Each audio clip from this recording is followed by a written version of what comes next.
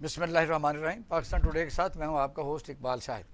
वफाकी हुकूमत और सिंध हुकूमत के दरमियान कशीदगी दिन ब दिन बढ़ती जा रही है। वज़ीर आला सिंध ने कहा है कि वफाकी हुकूमत को कई दफ़ा हम ख़त लिखते हैं, लेकिन लगता है कि बहरों से हमें वास्ता पड़ा हुआ है। वो कहते हैं कि हमें फ़ंड दिए जाएँ, जो NFC अवार्ड में हैं वो हमें फ़ंड नहीं दिए जा रहे। इसके अलावा भी आप जो भी मंसूबे बनाते हैं वो फ़ंड हमें दिए जाए। लेकिन असद उमर साहब कहते हैं कि आपको अब फ़ंड हम नहीं देंगे, आवाम को फ़ंड देंगे। आपको फ़ंड इसलिए नहीं देंगे कि आपके लिए सरे महल नहीं हम बनाने देंगे, और फिर आपको पैसे भी खाने नहीं देंगे, ताकि आप ये जो करप्शन इससे पहले कर चुके हैं पहले वो साफ दें। अब देखिए, डहर की सिंध में एक खौफनाक हादसा हुआ है। ये कोई एक दिन की बात नहीं है। तो इस वक्त तक तकरीबन 51 जो लोग अपनी जानों से जा चुके हैं, वो 100 के नज़दीक इस वक्त बड़ी कशमकश में हैं, ज़ख्मी हैं। और 2 ट्रेनें हैं कि एक ट्रेन जब हादसे का शिकार हुई तो दूसरी ट्रेन यानी आई है और वो उसको टकरा गया है, जिसको सर सैयद ट्रेन कहते हैं। वजह यह तहकीकात होंगी, मरने वाले मर गए, गरीब हैं, ऐसी ट्रेनों में सफ़र करते हैं, बड़े लोग हवाई जहाज़ों में सफ़र करते हैं, ज़ाती हेलीकॉप्टर रखे हुए हैं, जहाज़ जेट रखे हुए हैं। कब कौन मसला हल करेगा? इसलिए कि कई दफ़ा जब CPEC का पाकिस्तान में चाइना ने उसका अनाउंस किया तो ML1 की बड़ी गूंज थी। वो भी मनसूबा अभी तक कागज़ों में ही है। ये हुकूमत कहती है कि अब कुछ शुरू होने जा रहा है, काश से पहले बनता। आज कौमी असम्बली का इजलास इस वक्त जारी है, जिस पर बिलावल भुट्टो जरदारी साहब ने कहा कि आज सिर्फ़ और सिर्फ ट्रेन के हादसे पर बात होगी, ये हुकूमत नाअहल है, नाकम्मी है। लेकिन वहाँ जाकर पता चला कि अपोजिशन दबाव बढ़ाने की बजाय एक दूसरे के ख़िलाफ़ वो जो उन्होंने काम किया है। हसन इकबाल साहब के बोलने ना देने पर बिलावल भुट्टो जरदारी साहब ने कहा है कि ये एक आम किस्म का लीडर है, इसकी कोई हैसियत और औकात ही नहीं है, इसको बोलने के किसने इजाज़त दी है या देनी चाहिए। तो उसके रद्द अमल में जो जमीयत उलमा इस्लाम और पाकिस्तान मुस्लिम लीग ने वाकआउट किया है। ये अपोजिशन का हाल है, जिसके मतलब शेख रशीद साहब कहते थे कि ये पाकिस्तान में सबसे बुरी अपोजिशन है, और इमरान खान साहब की खुशकिस्मती है कि उन्हें ऐसी अपोजिशन मिली है। इस पर हम बात करेंगे। मियाँ हबीब साहब सीनियर जर्नलिस्ट मौजूद हैं हमारे साथ। मियाँ तारिक महमूद साहब पाकिस्तान मुस्लिम लीग नून से, ब्रिगेडियर लियाकत तूर साहब हमारे साथ मौजूद। सिंध से भी हम देंगे, वहाँ यानी MP पीपल पार्टी से तो न्याजी साहब हैं, उनसे मुसर्रत न्याजी साहब हैं। Welcome to the show. आगाज़ करते हैं मियाँ हबीब साहब आपसे ही रवायत कि सिंध में जो NFC अवार्ड के तहत उनका 24% हिस्सा बनता है, पंजाब का 51 है, वो एक पैटर्न हो चुका है, यानी आप कह सकते हैं वो मिलना ही मिलना है। कई दफ़ा तो ऐसा होता है कि अगर आप देखें 9% बलूचिस्तान का है, तो जब वो हम हिसाब लगाते हैं तो 10 टाइम तो वफाक देता है। कहाँ खर्च होता है किसी को कख पता नहीं है। सिंध में भी फंड दो, हालत क्या है इस वक्त सिंध की, कहाँ लगता है, इस पर बात ज़रा आगाज़ कीजिए। बिस्मिल्लाहिर्रहमानिर्रहीम। बहुत शुक्रिया। चूँकि सिंध में पीपल्स पार्टी की हुकूमत है और वफाक में जो है वो तहरीक इंसाफ की हुकूमत है, और तमाम तर मसाइल। अच्छा, ज़रा ना मैं वेलकम कर लूँ, मुसर्रत न्याजी साहब सिंध से हैं हमारे मेहमान। जी अस्सलाम वालेकुम। जी वालेकुम अस्सलाम। बहुत शुक्रिया टाइम देने का। मियाँ हबीब साहब हमारे सीनियर जर्नलिस्ट हैं, ये बात कर रहे हैं, ज़रा सुने ज़रा। जी तो वो चूँकि सिंध में पीपल्स पार्टी की हुकूमत है, वफाक में तहरीक इंसाफ की हुकूमत है, और ये सारा कुछ जो है ये अगले इंतखाबात के लिए तैयारियां की जा रही हैं। और पीपल्स पार्टी की पूरी कोशिश ये है कि वो ये साबित करना चाहते हैं अवाम में, एक हमदर्दी का वोट अपना बनाना चाहते हैं कि जी हमें काम करने नहीं दिया जा रहा, हमारे हकूक़ जो हैं वो सलब किए जा रहे हैं, और इसी पे सारी सियासत हो रही है। ये आखिर कौन कोई ऐसा कोई अदारा पाकिस्तान में है जो कोई दरमियानी राह निकाल सके, कोई इनको समझा सके कि नहीं इस तरह से मामला नहीं चलेंगे। वफाक अपनी सतह पर कहता है जी कि हमने इनको जो है वो इनके पूरा हक दिया है, और अब तो NFC अवार्ड में जो बनता है वो 6 महीने बाद सारे चेक डिस्पर्स हो चुके हैं, या 24% उनका मतलब 24.9% है। जी इकबाल शाह साहब, असल मसला ये नहीं है, असल मसला नीयतों का है कि हमारी नीयत नहीं है ठीक काम करने की, तो उसके लिए फिर 1001 ढकोसले होते हैं। पीपल्स पार्टी को चाहिए कि वो बैठे मुराद शाह कहते हैं कि जब हम खत लिखते हैं, बात करते हैं, तो हमें पता चलता है कि बैरों से बात कर रहे हैं, जिनके कान गलत बात है। देखें कितनी बार जो है वजीर आला सिंध जो है वो चारों सूबों के चीफ मिनिस्टर के साथ वजीर आजम से मीटिंग कर चुके हैं, एक्निक के इजलास में शिरकत कर चुके हैं। वहाँ सारे ये हो नहीं सकता। अगर पंजाब के साथ जो है उनको पूरा हक मिल रहा है, बलोचिस्तान को पूरा हक मिल रहा है, केपी को पूरा हक मिल रहा है, तो सिंध के साथ ज्यादती का तसव्वुर भी नहीं किया जा सकता। बल्कि मैं समझता हूं कि सिंध को तमाम सूबे जो हैं वो अपने से ज्यादा बढ़कर, देखें 2 सूबे ऐसे हैं जहां जो है वो एक सिंध और एक बलोचिस्तान, जहां उनके हकूक से ज्यादा उनको देने की कोशिश की जाती है ताकि ये मुतमिन रहे। इसके बावजूद अगर उनका इत्मीनान नहीं होता तो फिर इस पे कोई कमीशन तश्कील दे देना चाहिए, कोई अदालत को जो है वो लोकल गवर्नमेंट भी रही है, इसका जायजा लेना चाहिए कि क्या जिम्मेदारी है सूबाई हुकूमत ने कराची में या लाड़काना में या हैदराबाद में जिस तरह चीखते रहते हैं कि वहाँ काम नहीं हो रहा। तो नहीं, देखें इकबाल शाह साहब, एक है गवर्नेंस और एक है पैसे का मामला। तो कोई ज़रूरी नहीं है कि जो है वो पैसे के बगैर गवर्नेंस नहीं हो सकती। आप अपने मामला तो सीधे करें, उसके बाद आप तरक्याती मंसूबों के भी मामला को जरूरत। देखिए मेरी बात सुने कि हर काम का कोई तरीकाकार है। अगर वफाकी हुकूमत सिंध के साथ ज्यादती कर रही है तो उनके पास कौन सा प्लेटफॉर्म है? उनको जो है वो असेंबली में आवाज उठानी चाहिए। नहीं, उनको अदालत में जाना चाहिए, उनको फैक्ट्स एंड फिगर के साथ जो है अदालत में जाना चाहिए कि सिंध के साथ ये ज्यादती हो रही है। हवा में बयानबाजी से मामला जो है ना, अब अवाम बेवकूफ नहीं है, वो ये समझते हैं कि ये सारा बेवकूफ बनाने के लिए किया जा रहा है, ये हमदर्दियां हासिल करने के लिए किया। अगर सिंध जो है वो अपने आप को दुरुस्त समझते हैं तो उनको चाहिए कि वो फौरी तौर पर अदालत में जाएं, सुप्रीम कोर्ट में बराह रास्त जाएं और उनको कहें कि जी ये हमारे साथ ज्यादती हो रही है, वो वफाक से जवाब तलब करें और पानी का पानी। इस वक्त आपसे ब्रिगेडियर साहब आपसे भी थोड़ा सा बाद में बात करते हैं। मियां तारिक महमूद साहब हमारे साथ इस वक्त मौजूद है। मुसर्रफ न्याजी साहब ये पाकिस्तान मुस्लिम लीग नून में 6 दफ़ा MP हुए, मिनिस्टर भी रहे हैं और ब्रिगेडियर लियाकत तूर साहब हैं। लेकिन पहले आपकी बात सुनते हैं। ये क्या शोर आप मचाते रहते हैं, कभी पानी हमारा चोरी हो रहा है, हमें पैसे नहीं मिल रहे। आपने कौन सा रोल मॉडल बनाया कि जो आपके लोगों के पास यानी सूबाई फंड्स होते हैं, कोई ऐसा शहर बनाया हो, कोई ऐसा मंसूबा बनाया हो, जो पुरानी सर्कुलर रेलवे रोड आपने रिहेबिलिटेट कर दी हो, यानी कराची में पानी लोगों को मिल रहा हो, या गुद्दू से कोटरी तक आपने जो पानी का एक वावेला है तो कोटरी से आगे कैंसर झील है जो पानी कराची को देती है वो ठीक कर लिया हो। आप भी तो कोई काम करें ना। आप कहते हैं जी सिर्फ वफाक पैसे नहीं देता, और मियाँ हबीब साहब ये कहते हैं कि वो ये एक ढकोसला है। बिस्मिल्लाहिर्रहमानिर्रहीम। जो भी मेरे भाई आपके पास मौजूद है, मेरा सलाम उनको, और खुसूसी सलाम इनको जो मेरा भाई कह रहा है ढकोसला है।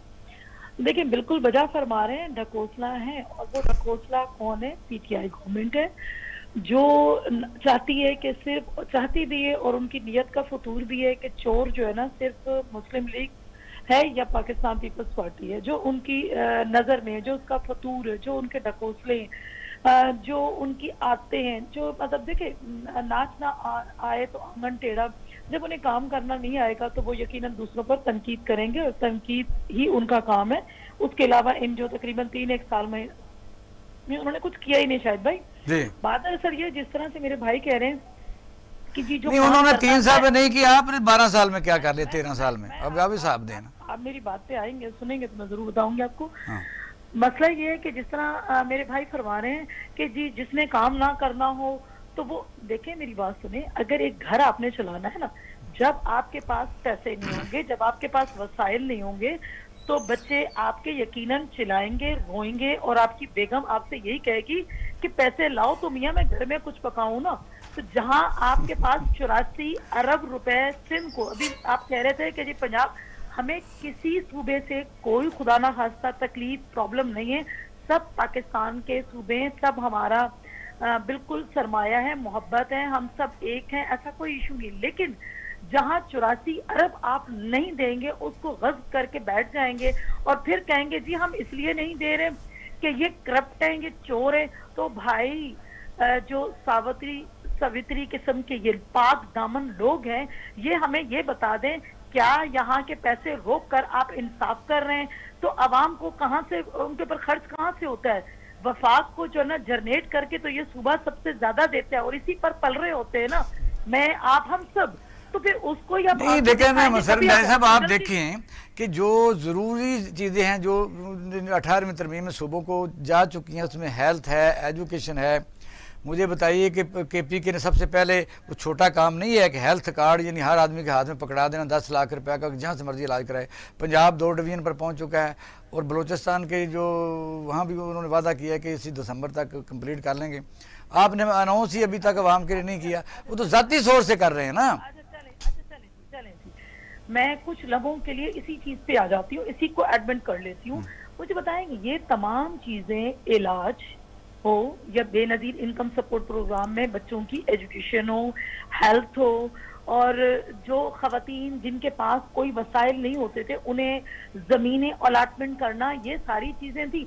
अगर आप उसका नाम तब्दील कर लेंगे हमें खुशी है भाई, आप दें, आप सहूलतें देंगे तो आप ही का वोट बैंक बढ़ेगा, आप बेहतरी की जानिब जाएंगे। मेरे चेयरमैन ने तो फर्स्ट डे से ही कहा था कि आप बेहतर काम करें, हम आपके साथ हैं। क्या ही अच्छा होता। अच्छा फीडबैक लेने के मुझे फिर आसानी रहेगी गुफ्तगू करने में। मियां तारिक साहब, आपकी भी बड़ी यहाँ हुकूमत रही है, आपने दूध की नहरें तो कोई नहीं बहाई, यानी सबसे लंबा अरसा पाकिस्तान मुस्लिम लीग नून का है। और ये है कि जब अब ये हुकूमत कहती है सब कुछ रह कख नहीं गया, कुछ भी नहीं रह गया, आप अपने कारनामे गिनवाइए। और आप ज़ाहिर है आप और पीपल पार्टी आजकल शेर शुक्र शक्कर ही हुए हुए हैं। तो बात ये हो रही है कि अवामी मसाइल, हुकूमतों का काम है कि जिस तरह फ़ौज में होता है कि कोई नया कर्नल ब्रिगेडियर आता है तो वो उस छावनी में एक चीज़ एक्सटेंड करके जाता है, 2 कमरे बेशक बना के जाता है या और ज़रूर एडिशन करता है। जो ट्रांसपोर्ट, पब्लिक ट्रांसपोर्ट एक ज़माने में होती थी, आप भी सफ़र करते होंगे कभी, तो वो भी आपके सामने तबाह बर्बाद होगी। आप इल्ज़ाम किस पर दें? अब आप आज कहते रहते हैं PTI की हुकूमत ने सारा गर्क किया है, एकदम गर्क हो गया। इकबाल शायद साहब, जब हम हकीकत पे बात नहीं करेंगे, हम सच को तस्लीम नहीं करेंगे, काश ऐसा हो, हम ऐसी बातें करेंगे, सच्चे को सच्चा झूठे को झूठा नहीं कह सकेंगे, तो फिर ये कौन सा इंसाफ? तो कहें ना सच्चे को सच्चा। मैं आपको बताता हूँ, देखें, जब इस दौर की बात कर लें जो 5 साल हमने गुजारे, 2013 में जब वहाँ आए, लोड शेडिंग की इंतहा थी, मानते हैं आप? कितनी बिजली पैदा की, वो तो सत्यानाश कर दिया। 11 हमने सर बिजली, मेरी बात को जलाना को नहीं चाहता। यही बात है ना, बात सिर्फ ये है कि जलाना, लोग कहते थे जिस रेट पे भी मिले हमें मिले, लेकिन इतनी तेजी से जो बिजली के कारखाने बने और जो बिजली आके लोगों को मिली, आज मेरी इंडस्ट्री है, मैं सोचता हूँ कि मैंने किस तरह अपना मामला चलाना है। अगर मैं बिजली लेना चाहता हूँ तो ले लूँ, नहीं तो मेरे पास और बड़े सोर्स है, सोलर है और कोई है, वो तो उस जगह पे बात है। लेकिन सवाल पैदा होता है, काम हमने नहीं किया, कर्जे हमने जो मोटरवे बनाए, आज मुल्तान जाते हैं आप 4-5 घंटे में, 3 घंटे में बल्कि चले जाते हैं, आप सियालकोट 1 घंटे में चले जाते हैं। आप जो कुछ हमने काम किए, आप देखिए, हमने जो सब्सिडी की बात करते हैं, आज कितने का हो सकता है? सोच सकता है कोई बंदा आज करने का? क्योंकि गवर्नमेंट पैसे ले रही है, नहीं जहाजों का किराए हैं, मैं कहता हूँ का रेट है। आप इस बात के ऊपर कोई कंट्रोल है किसी महकमे के ऊपर? मुझे वो बता को क्या कहा जाए, वो तगड़ा नहीं, सऊदिया को ये तो हमने ना सुननी हो, सच्ची बात जो हकीकत है उसको हम ना माने तो हमारी मर्जी है, कौन हमें कह सकते हैं। लेकिन सवाल पैदा होता है, जो कराची के हालात थे, हमसे पहले भी तो हुकूमत थी ना, उसने क्यों नहीं ठीक किया? फ्री हैंड दिया, और कराची में जो दहशतगर्दी थी किसने खत्म की? हमने खत्म की, हमारे साथ फौज थी, मिल के खत्म की। किस तरह खत्म हुई? आज आप देख लें, ये कहते हैं हम में और इनमें। ख्वाजा साद रफीक जिस तरह रेलवे को बेहतर कर रहा था, क्या शेख रशीद ने इसी तरह कितने हादसे हुए? ये कहते थे प्राइम मिनिस्टर साहब खड़े होके, अगर रेलवे का हादसा हो तो रेलवे को मिनिस्टर को चला जाना चाहिए। ML बनना पहले बनाते तो जितने ये बंदे मरे हैं, जितने एक्सीडेंट हुए हैं, वो प्रोसीड करना चाहिए मनसूबा जिन्होंने डिले किया। बिल्कुल ML ने बनाया नहीं, आप देखिए, अब जब मर गए लोग, शिकार हुई, आप कहते हैं आपने वो बनाया था। इकबाल शायद साहब देखें, बात क्लियर हो रही है। वो जो रेलवे के अफसर हैं वो कह रहे हैं हमने बताया था कि रेलवे ट्रैक यहाँ से खराब है। अब जो खातून के साथ मोटरवे पे, सियालकोट मोटरवे पे ज्यादती हुई, तो उसके बाद इन्होंने कहा जी इसके ऊपर हम पुलिस, अभी तक जाके देखें, ये हुकूमत कोई काम नहीं कर सकती, ये सिर्फ लोगों की बातें करते हैं। मुझे इंतहाई अफसोस हुआ जब असम्बली में खड़े होके वफात चौधरी कह रहे थे कि ये तो जी पिछले दौर की रेलवे खराब है। आप देखें, और मजाक की शक्ल में कितनी जानें गई, कितना अफसोस हुआ। एक बंदे का घर जो जिस तरह के हालात हैं, मैं समझता हूँ ये इतनी अहमक हुकूमत हमने इससे पहले नहीं देखी। मुझे थोड़ी सी बात आपके दूसरी मैं बात आपसे कहता हूँ कि ये 4 सूबे हैं, 5वां सूबा जो हमारा है वो भी हमारे साथ है, कश्मीर, आज़ाद कश्मीर भी हमारे साथ है। ये जिस तरह कहते हैं कि जब ये फंड इन्होंने देने हैं तो फंड इन्होंने देने हैं, जो फंडिंग है IMF फंड देती है ना, लोन लेके देती है, फिर हम रोते हैं जो मॉनिटर क्यों करती है। अगर NFC वार्ड में, मैं तो कहता हूँ कानून बनना चाहिए कि NFC वार्ड में जब सूबे अपना पैसे लेते हैं तो मॉनिटरिंग का सिस्टम होने चाहिए, लगे कहाँ है। इकबाल शायद साहब, आपका भी नॉलेज है, अल्लाह का फजल है, मेरे से भी जो बात आप करेंगे आपको जवाब पूरा मिलेगा अगर आप सुन लें। नहीं, आप पब्लिक अकाउंट कमेटी के चेयरमैन भी रहे हैं। मैं कहता हूँ ये मुझे बताएं कि 3 साल में, हमारे दौर में 5 साल सूबे में मियाँ महमूद रशीद हमारे से हिसाब लेते रहे, और जब से इनकी हुकूमत बनी है तो इन्होंने अकाउंटेंट जनरल को पीछे ट्रांसफर कर दिया कि पैरे क्यों बन रहे। 3 साल आप देखें KPK में जो इन्होंने साहब कमीशन बनाया, ये नहीं अगर इनका याद करवा दूं, ऑडिटर जनरल बुलंद खां और अकाउंटेंट जनरल पाकिस्तान ताहिर महमूद इस प्रोग्राम में आगे कह चुके हैं कि विदाउट यानी है कि उसकी ऑडिट के यानी पेमेंट नंदीपुर प्रोजेक्ट की होती रही, और ये कानून के सिरियन खिलाफ था कि आप बड़ी पेमेंट बाकायदा ऑडिटर जनरल की अप्रूवल के कर दें, और होती रही। हाँ, मैं आप नौकरियां छोड़नी पड़ी मैं आप बात सुने, देखें, जब हमारा जो ऑडिट है वो PTI करे तो आज PTI का 3 साल का जब ऑडिट हुआ तो आप देखा कितने लोग अंदर जाते हैं, देखेंगे। और मैं आपको ये भी बताता चलूं कि जो सूबों का हक है उनका ये मतलब नहीं कि अपना कोई हक मांगे तो आगे से ये कहें, ये जरूर चेक रखें इनके पास अगर अकाउंटेबिलिटी है, नैब है इनके पास, ये इन्होंने सारा काम हमारे ऊपर ही करने, PMLN के ऊपर ही इन्होंने सारा वक्त जाया कर रहे हैं, पकड़े लोग, फिर दोबारा ऑडिट करवाएं। बताइए जो इस वक्त यानी सूबा, तीनों सूबों की ज़रा अलग राय है। सिंध के मतलब ये तो बात दुरुस्त है कि शुरू में हम कहते थे कि भाई इमरान खान साहब जब जाते हैं सिंध में तो उनको चाहिए कि ऑन बोर्ड करें वज़ीर आला को, उनको इन्विटेशन दें, उनको कॉल करें, बुलाएं, एयरपोर्ट पर रिसीव करें। अगर ना आए तो फिर और बात है, यानी वो उनको जाके मिलते भी नहीं। एक तो ये फ़र्क आ चुका है भाई, आप अपोजिशन से बात क्यों नहीं करते।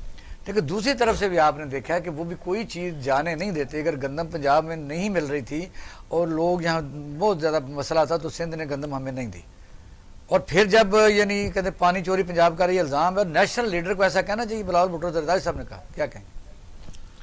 बिस्मिल्लाहिर्रहमानिर्रहीम। हम पहले अपने माजी में बहुत सख्त नुकसान उठा चुके हैं सूबों के दरमियान चपकलिश का। ऐसे ही हमारी जो तरक्की रुकी रही है उसमें भी ये फैक्टर है, और सूबों को शिकायत रही है कि उनको उनका हक नहीं मिलता। तो पहली बात तो मैं ये कहूँगा कि मैं उन सब लोगों से इत्तेफाक करता हूँ जो कहते हैं कि जो फंडिंग उनकी ऑथराइज्ड है, जो उनका अवार्ड है वो उनको मिलना चाहिए। और ये बड़ा कमज़ोर आर्गूमेंट है कि चूँकि तुम करप्ट हो इसलिए हम तुम्हें नहीं देंगे। भाई अवाम ने इलेक्ट करके उनको ये नहीं कह सकते में भेजा है और असम्बली ने इलेक्ट करके हुकूमत बनाई है हमारी जमहूरियत और आइन के मुताबिक। अब उस हुकूमत को ये कहना कि चूँकि तुम करप्ट हो इसलिए जो तुम्हारा ड्यू अवार्ड है वो हम नहीं देंगे, ये ज़्यादती है, ये नहीं होना चाहिए, और इससे फिर वो बददिली फैलती है। और इससे सूबों के दरमियान ज़ाहिर है वो ये कहेंगे कि जी आपकी हुकूमत है, और फिर इसकी जद हमेशा किस पे पड़ती है, पंजाब पे, क्योंकि पंजाब बड़ी आबादी वाला सूबा है और जो हुकूमतें बनती हैं उनके पास पंजाब से ज़्यादा सीटें होती हैं, तो 62% आबादी वाला सूबा है। तो फिर वो छोटे सूबे जो हैं वो टारगेट करते हैं कि ये पंजाब की वजह, वो ये नहीं कहते कि इस पार्टी की वफाकी हुकूमत जो है वो हमें हमारा हक नहीं दे रही, वो ये कहते हैं जी पंजाब आ जाता है। ठीक है, बाकी जो पानी का मामला है उसमें आज तो कमेटियां बन गई, उनकी 9 बंदों सिंध ने फिर भी कहा कि हम अपने बंदे नहीं देंगे, उन्होंने कहा मॉनिटरिंग के लिए अपने बंदे दें, वो बैठ जाएं जहाँ यानी पहले भी हमेशा सिंध का एक एक्शन पोस्टेड होता है जोहराबाद में, जो सिंध का पानी जो है उसको मॉनिटर करता है, और खास से आगे कोटरी तक आपको दरमियान में चोरी 35% होता है। अब ये तो हमारे मुल्क का, ये अपने बड़ी इंपॉर्टेंट बात की कि पानी की चोरी, बिजली की चोरी, गैस की चोरी, ये तो हमारी लॉ एंड ऑर्डर की वीकनेस है। साहब अगले कोई एस्टिमेट ये भी है। हाँ मगर साहब मैं जरा ना न्याय साहब से सिंध की सूरत ले लूँ। ओके। न्याय साहब आपने देखा कि जो हमारे पैनल ने बात की इसका जवाब दे दीजिए, फिर अगले सवाल की तरफ जाएंगे। हमारे साथ ही रहना आप जी प्लीज। आपकी थोड़ी सी आवाज क्लियर नहीं, सॉरी क्या कहना? मैंने कहा हमारे पैनल ने जो बातें की हैं इसका जवाब दे दीजिए ताकि हम अगले सवाल की तरफ फिर जाएंगे। देखिए बिल्कुल बजा फरमाया मेरे भाई ने कि जब आप बड़े भाई होने के नाते छोटों से तंग दिली का मुजाहरा करेंगे या उनको अंडर प्रेशर करेंगे तो यकीनन फिर इस तरह की बातें भी होती हैं। और जिस तरह से आपने कहा कि बिलावल साहब ने तनकीद का निशाना बनाया किसी ने, जब देखिए हमने ये नहीं कहा कि पंजाब हमारा पानी रोक रहा है, अरसा की तवज्जो से अगर पानी रोका गया है तो यकीनन आवाम को जब नहीं मिलेगा। और आप हमारे हुक्मरानों को यानी सिंध के हुक्मरानों को हमेशा यही कहेंगे कि जी हम इनकी जो ना बजट में से या इनको पैसे जो देने हैं फेडरल गवर्नमेंट ने वो हम इसलिए रोक रहे हैं कि ये करप्ट है। तो ये चीज फिर आवाम के साथ आप नाइंसाफी कर रहे हो। तो आपके दाएं बाएं जो लोग बैठे हैं वो जो दूध से धुले हुए लोग हैं जरा उन्हें भी सामने ले आए तो पता चले। देखें आप वजीर आजम अगर हैं तो आप एक कौम के वालिद का सबूत दे रहे हैं। आप तमाम एक लीडर देखें, एक लीडर है, अगर लीडरशिप अगर आप में है तो आप चारों वुज़रा को बुलाएं। ये नहीं कि बोझदार जो आपका रखा हुआ गुलदान है आप उसको जो है ना ताज बना के अपने सर पे बिठा लें। और आपको सीएम सिंध जो कि शेख रशीद भी कह चुके हैं अगर हमें कोई टफ टाइम देता है तो सिंध का सीएम दे रहा है। शायद खान साहब को या फेडरल गवर्नमेंट जितनी भी है उनको इस चीज को खौफ है, तो इस खौफ को खत्म करें खुदारा। ठीक है। और तमाम हमारे साथ को ऑन बोर्ड ले। हमारे साथ रहिएगा मियां साहब। सवाल आपको छोड़ के फिर हम ब्रेक की तरफ जाना है। सवाल ये है कि कौमी असम्बली का आज इजलास हुआ जहाँ ये बड़ी बदकिस्मती है पाकिस्तानी कौम की भी कि अपोजिशन मुत्तहद नहीं है। उनके मसाइल कौन बताएगा? वो हुकूमत जो तवक्को होती है कि अपोजिशन इस बजट में अवाम की बात करेंगे, वहाँ जाके आज आपने देखा कि वहाँ वाकआउट हुआ है। पाकिस्तान मुस्लिम लीग नून और JUI ने मिल के पीपल पार्टी के खिलाफ यानी वहाँ वाकआउट किया है। इस मसले का कि बिलावल भुट्टो ज़रदारी तकरीर कर रहे थे। गुस्सा तो उन्होंने पहले ही था जब उन्होंने कहा कि पंजाब का जो वज़ीर साहब का वज़ीर आज़म है वो सज़ा याफ्ता होने के बावजूद लंदन में बैठा हुआ है, छुपा बैठा हुआ है। तो आज वहाँ हुई तो ये अपोजिशन अगर मुत्तहद नहीं होती तो फिर इस हुकूमत तो जो मर्जी जाती करेगी। इस सवाल का जवाब लेंगे नाज़रीन आफ्टर शॉर्ट ब्रेक। हमारे साथ रहिए।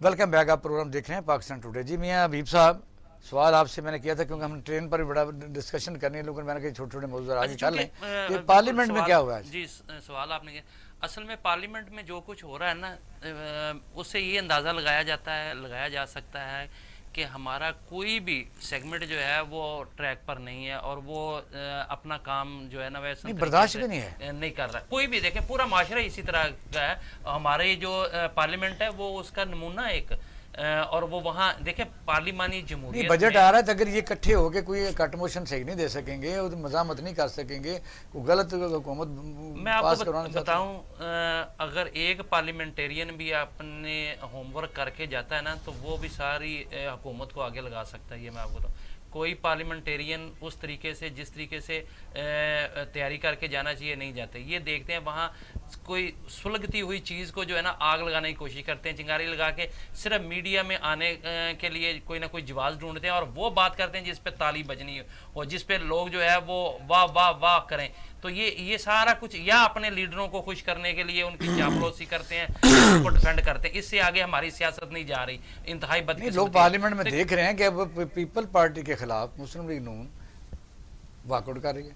अच्छा बिल्कुल, असल में हुकूमत इसमें बड़ी कामयाब हो गई है कि उन्होंने अपोजिशन के टुकड़े टुकड़े कर दिए हैं उनको अब जो है ना वो नज़र आ रहा है कि चूंकि आगे इलेक्शन भी है और इन्हीं सियासी जमातों ने एक दूसरे के खिलाफ इलेक्शन भी लड़ने हैं, तो लिहाजा वो अभी से जो है वो अपनी एक ग्राउंड बना रहे हैं और उस पर खेलने की कोशिश कर रहे हैं। पीपल्स पार्टी को बहुत सूट करता है और वो ये समझ रहे हैं कि शायद आने वाला वक्त जो है वो हमारा है और पंजाब में उनको जब उनको तहरीक इंसाफ से टक्कर लेने की ज़रूरत नहीं, वो पंजाब में चाहते हैं कि हम जो है वो मुस्लिम लीग नून के साथ टक्कर लेंगे तो फिर शायद हमें कुछ 4 सीटें यहाँ से मिल जाएं और ये बड़ा आसान टारगेट है। तो ये वो अपने आइंदा की मुस्तकबिल की प्लानिंग करके जो है वो उस पर सियासत कर रहे हैं।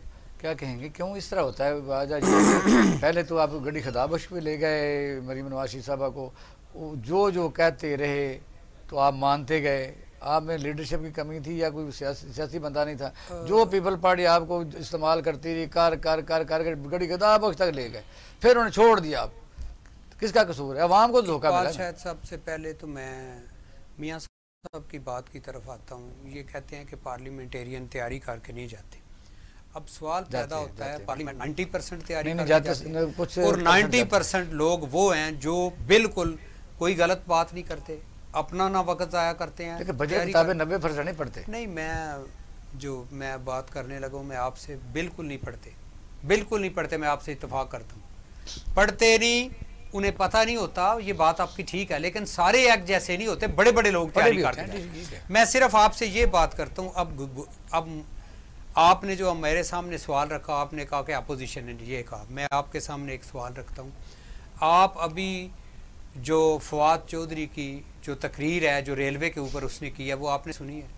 आप सोचिए कि एक तरफ इतनी डेड बॉडियाँ, इतने लोग जो कटे पड़े हैं और वो कह रहे हैं जी ये रेलवे उस वक़्त का ख़राब है जब मंगला को एक लाइन जाती थी और वो मियाँ साहब उठा के ले गए। देखें, बात ये है कि खुदा का कुछ खौफ करें।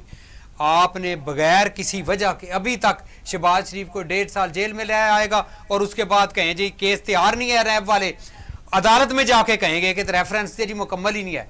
अगर ये बात है, आपके पास कोई रेफरेंस मुकम्मल नहीं, कोई चीज़ मुकम्मल नहीं, तो अभी तक मैं आपसे सिर्फ ये पूछता हूँ। अच्छा, आप निकलते क्यों? यही हुकूमत कहती है भी आप जब कोई बात आपसे कि आप केसों की तरफ चले जाते हैं। नहीं, मैं भाई आप बात ये देखें, मैं आप कहता हूँ वो जो पार्लियामेंट में खड़े हो क्या हुआ, एक वफाकी वजीर ने ये कह दिया कि ये जी जो कुछ है ये मलबा पिछली हुकूमत का। यार 3 साल खुदा का खौफ करें, 3-2.5 साल शेख रशीद साहब रहे, इस रेलवे की तबाही बर्बादी की जी। मैं ट्रेनें चला रहा हूँ, एक इंजन नहीं खरीदा और सारा कुछ आप देखें। रेलवे का निज़ाम, हमारा इरिगेशन का निज़ाम दुनिया का सबसे बड़ा निज़ाम था। अगर इसको हम संभाल नहीं सके, जो बना बनाया था उसको नहीं संभाला गया, इसमें भर्तियां की गई। किसने नहीं संभाला? मैं कहता हूं 3 हुकूमतें आपकी रही। देखें हमारी चकवाल की रेलवे ट्रैक का पता है आपको? किसने खेड़ा था?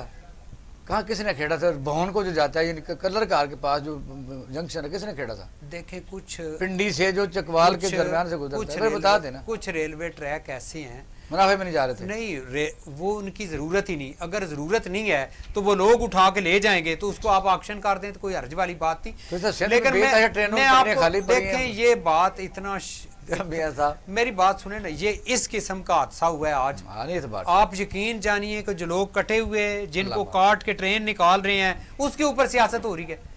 इसने एक रिपोर्ट पेश की है, आप वो बात कर रहे हैं जिसके ऊपर उनकी तू मैं होगी, वो वॉकआउट करके उसको एक तरफ छोड़े। आज जो इशू है, आज मैं समझता हूँ पूरी दुनिया में सबसे बड़ा अहम इशू है जो रेलवे का हादसा है। क्या PIA का जो हादसा हुआ, जो जहाज कराची में फिरा, उसके बाद हमने PIA की तबाही कर दी। हमने उन लोगों की तबाही नहीं की जिन लोगों ने ये सारा कुछ किया। मैं फिर बात करता हूँ, याद में रहता है, सहाफियों को याद रहता है। मुझे बताइए कि जब वज़ीर आज़म शाहिद खाकान अब्बासी साहब माशाअल्लाह मौसूफ है, वो PIA पाकिस्तान वज़ीर आज़म उन्होंने तबाह करके अपनी चला ली थी। ये किस दुनिया में लिखा है कि वज़ीर अपनी एयरलाइन चल जाए? मेरी बात सुने, आप उसकी वो बात करते हैं जब उसके बाप ने, उन्होंने कर्जों के पैसे दिए, किसने दी थी? अगर उनका हम हमारा सियासी बंदा असी तो कपड़े चंगे पा लिए ना ते सियासतदाना दी शामत आ जाए। इत्थे मलक रियाज भावें सारियां नु जो मर्जी कर जाए, ओदी खुशामद है जिन्हों करता जाए। मोहतरम साहब, आवाज आ रही मेरी? हेलो नई साहबा, आवाज आ रही है? अच्छा, आज ये था, सेशन हुआ था और खास तौर पर चेयरमैन पीपल पार्टी ने कहा था कि आज कोई बात नहीं होगी, सिर्फ रेलवे के ऊपर ही बात होगी। तो वहाँ जब बात करने लगे तो आसन इकबाल साहब खड़े हो गए, उन्होंने जो बात की, फिर ये वहाँ नाराज़गी हुई और यहाँ तक बात हुई कि बात क्या करनी थी अवाम की या रेलवे करनी थी। अपोजिशन मुंतशिर हो गई और फिर वॉकआउट किया पीपल पार्टी मुस्लिम लीग नून ने और ANP अपना दूसरी बात जो उनके साथ उलमा इस्लाम ने। मुझे बताइए कि वहाँ क्या ज़रूरत की अब भी आप साथ लेके नहीं चलती है। बिलावल साहब कहते हैं कोई भी पंजाब का कोई लीडर है तो वो कहते हैं जी वो तो सजा याफ्ता था, लंदन में चला गया है, तो बात तो आप बिगाड़ते हैं, क्या कहेंगे? देखिए मेरी बात सुने, इसमें कोई बिगाड़ नहीं है। अगर मेरे चेयरमैन ने या को चेयरमैन ने ये कह दिया था कि नवाज शरीफ साहब आए, हमारे लिए बड़े काबिल एहतराम है, मुल्क में तशरीफ लाएं, और अगर उन्हें गिरफ्तार किया जाता है तो जेल भरो तहरीक पाकिस्तान पीपल्स पार्टी अपने पॉलिटिकल वर्कर और लीडर से शुरू करेगी। हम आपका साथ देंगे, आपके साथ किसी किस्म की कोई ज्यादती होगी तो हम आपके साथ खड़े होंगे। इसमें मुझे बता दें खुदा ना खास्ता कौन सी गलत बात हो गई। दूसरी, अगर आज बिलावल भुट्टो जरदारी साहब जो है ना रेलवे के हवाले से बात करना चाह रहे थे तो यकीनन उसमें रेलवे के हवाले से यही है कि अवाम की फलाह की बात है ना। तो अगर अवाम की फलाह की जा रही है और हमारे निहायत ही काबिल एहतराम जो ये लोग हैं नून वाले, अगर नवाज शरीफ ग्रुप वाले जितने भी हैं और अगर उस पर वॉकआउट करते हैं या उनके साथ फजलुर रहमान साहब वॉकआउट करते हैं तो मैं नहीं समझती कि बिलावल साहब को इस चीज से कोई नुकसान हुआ है। इस चीज से आप इन दोनों की अपनी सियासी साख जो है ना अवाम के सामने आई है कि अगर बिलावल साहब बात करना चाह रहे हैं और आप उसको नहीं सुनना चाह रहे तो आपका फिर मिली जुली और सियासत जो है ना आप फिर सपोर्टर हैं तहरीक इंसाफ। फिर भी जो लीडर है उसको बैलेंस रहना, जो उसने कहा है जी हसन इकबाल साहब की औकात क्या है, ये क्या आदमी है, इसकी हैसियत क्या है। तो मसला यह है कि मुस्लिम लीग नून में तो वो जनरल सेक्रेटरी हैं।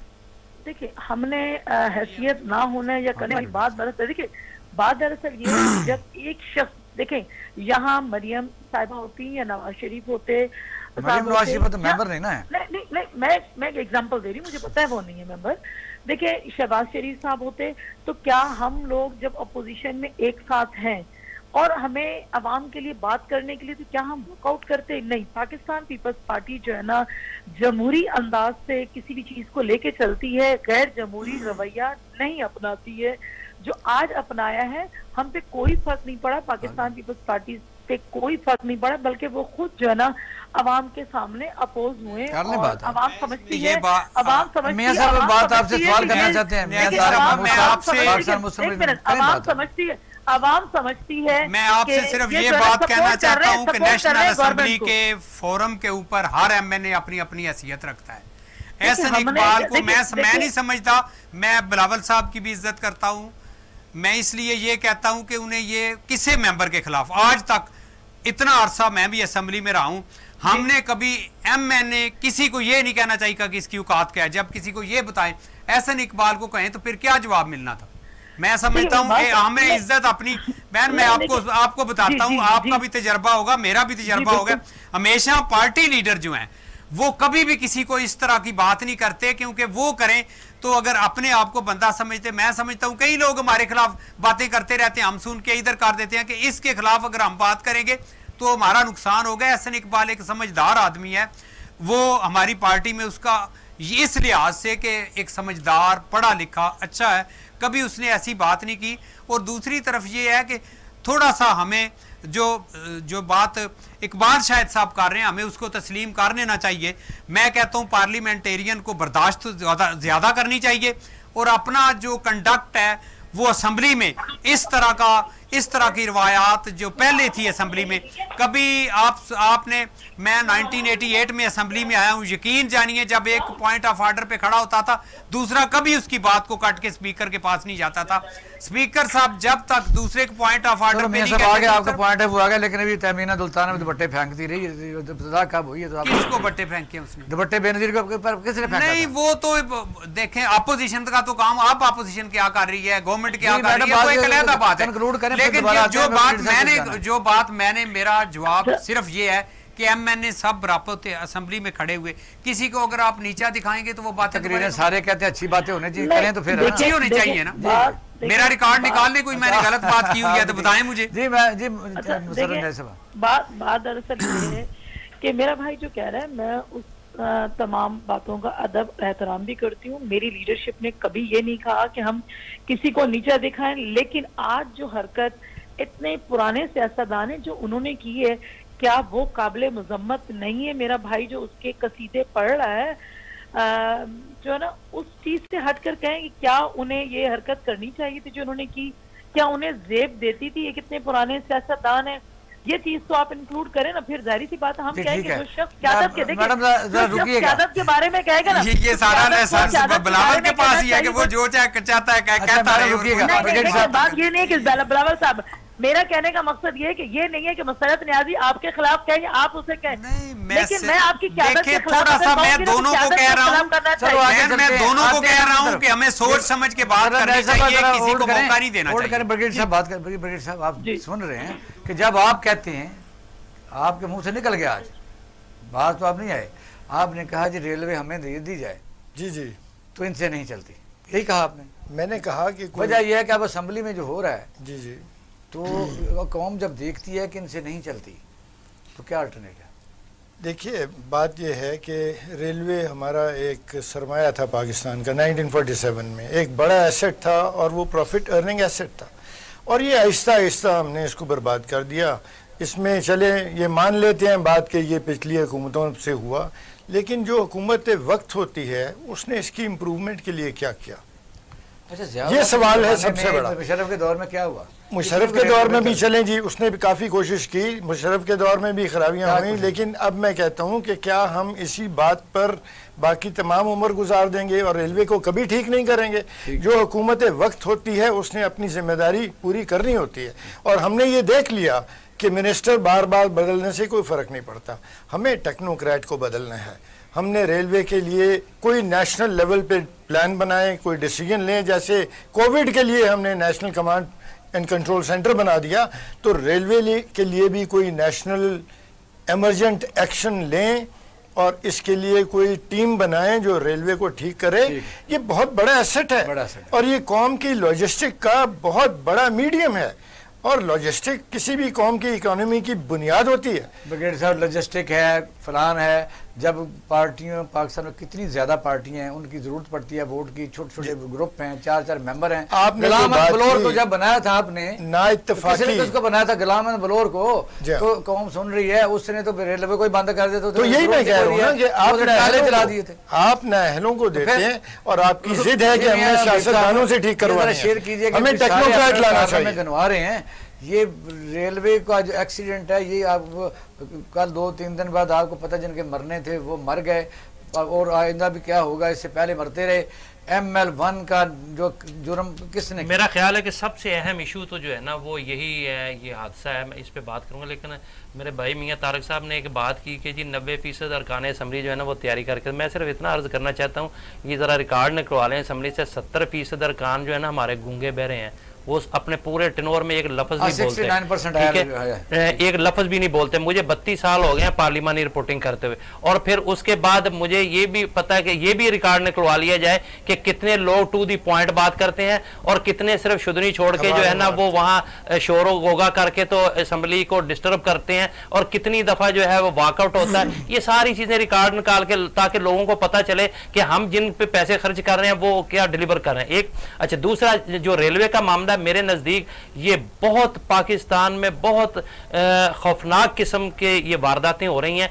आज तक एक भी देखें, हर टेनोर में, मैं किसी एक हुकूमत को मुर्द इल्जाम नहीं ठहराता, मुझे कोई एक हुकूमत बता दें जिसके टेनोर में जो है कोई हादसा ना हुआ, और संगीन तरीन हादसे होते हैं, और वही साइक्लो स्टाइल हम कहते हैं जी कि इस पे तहकीकात का आगाज हो गया और ये हो जाएगा और नहीं छोड़ेंगे, लेकिन आज तक किसी एक बंदे को सजा नहीं हुई, ठीक है, और वही लोग दोबारा फिर उसी तरह बेचने। मुझे ये भी समझ नहीं आती। एक मिनट, मुझे याद आ गया कि जो रेलवे है वह फेडरल अदारा है जी, लेकिन उनके तमाम ट्रैक सूबाई हुकूमतों से जाहिर गुजरते हैं जी।